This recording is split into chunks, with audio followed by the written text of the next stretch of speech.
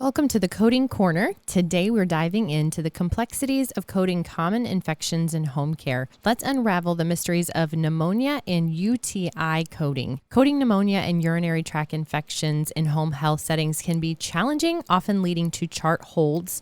Reviewers frequently question whether these conditions are current or if they can be used as primary diagnoses after antibiotic therapy completion. Let's explore the key points for both conditions.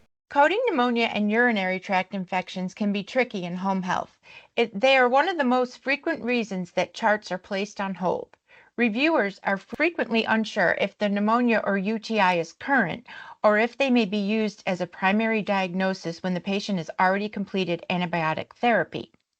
Even after antibiotic therapy, patients may require continued care and monitoring, necessitating careful consideration of when to change or discontinue coding. For instance, pneumonia may have an extended recovery period. Symptoms can persist for weeks or even months after treatment. Complete resolution of lingering symptoms such as cough, fatigue, exhaustion, and shortness of breath may take considerable time to resolve. Ongoing clinical management is necessary in some cases. Even after antibiotics are completed, patients may require continued monitoring and supportive care, such as managing the residual symptoms, ensuring proper hydration, and addressing any complications that may arise. Documentation guidelines. Accurate coding reflects the patient's current condition as documented in their medical record. If the provider continues to document pneumonia or even its residual deficits, it is appropriate to code for pneumonia until clinical resolution is achieved.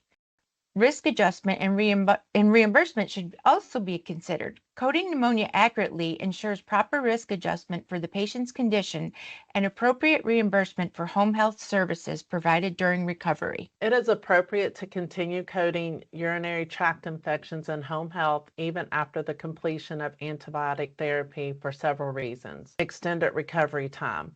Just like pneumonia, UTI symptoms can persist for some time after antibiotic treatment has ended. Patients may continue to experience lingering symptoms or require ongoing monitoring. Risk of recurrence.